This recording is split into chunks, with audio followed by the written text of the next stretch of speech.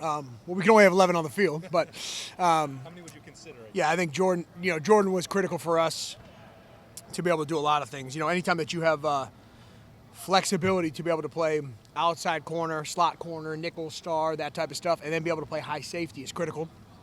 Tim and I knew that at some point we were going to need that type of depth. So we had trained Jordan as a high safety even last spring all throughout camp.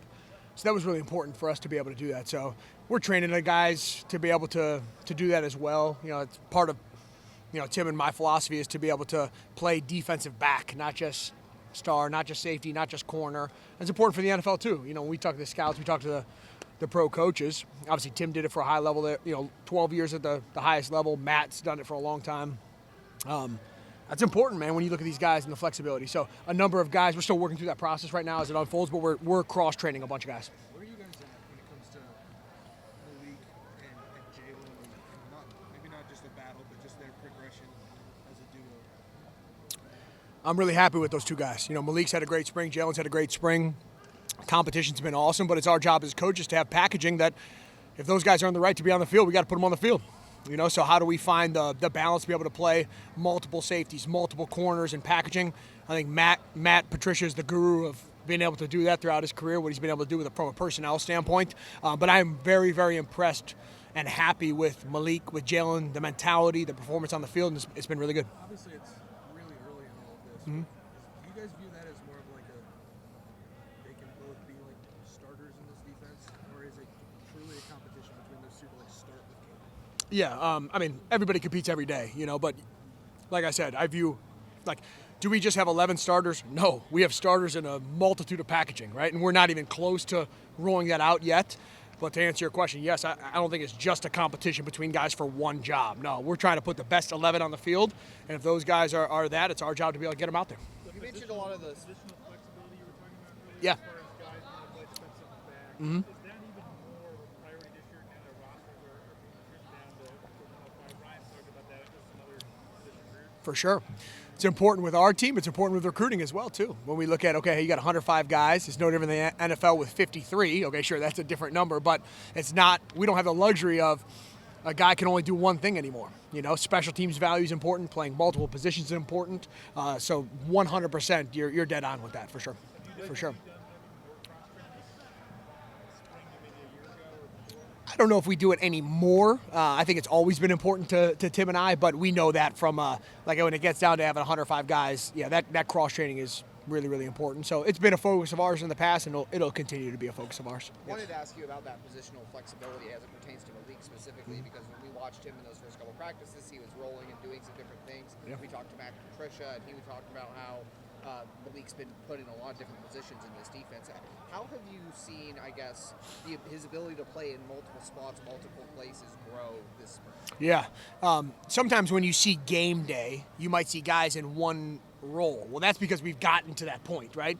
In the spring, we don't do that, right? Those guys are playing a ton of different things. So we're evaluating, hey, can they play the deep part of the field? Can they play the intermediate part of the field? Could they blitz? Can they cover man-to-man? So we're evaluating all that type of stuff. So I want to stress the guys right now, Malik included, to say, hey, let's see you do a number of these things. We're doing this really well. We're not doing this well. Hey, let's get better at this. Or, hey, let's not ask you to do that, right? And then, I think Matt's great at that. But, yeah, Tim and I want to put these guys in position to see what they can do right now.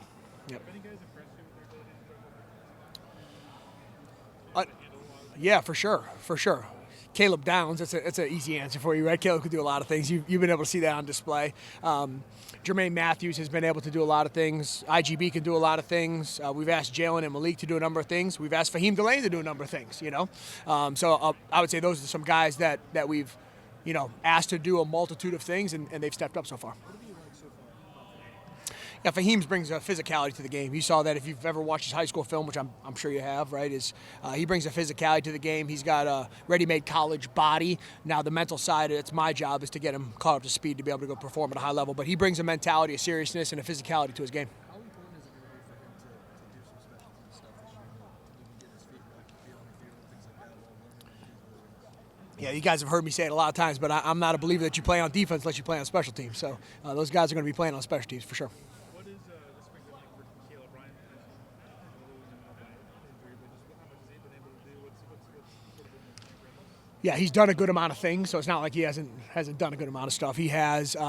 It makes a difference when he's on the field for us, for sure. But when he's not been out there, it's been great to be able to put the other guys out there, right? And then they have to communicate and direct traffic. So part of that is, certain things we want to see out of Caleb, certain things we say, hey, let's hold Caleb in these situations, let's put the other guys out there. So it's been a mixed bag of both. How have you balanced sort of him getting reps with a coordinator Yeah. versus like trying to preserve him and try to bring on some For sure. It's a balance of both those things, so we sit down as a staff and we script all that. So we say, okay, hey, we want Caleb in these periods. Let's put Caleb here. He's not in these periods. Maybe he's already done those things, right, from a new coordinator standpoint. And then we'll put the other guys in position to be able to play there. So we script all those. We know his rep count, all that stuff. It's no different than elite pitcher on a pitch count. Yep.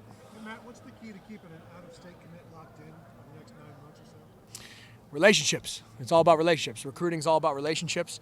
Building real, authentic trust is important. That transfers when the guys get here as well. So it's about having relationships and being honest and showing guys why Ohio State's the absolute best option for them. You guys have always recruited well, but where does that national championship bump show up? Like, have you noticed a difference since January when you talk to recruiters? When you've got the trophy in your building, you're the number one team.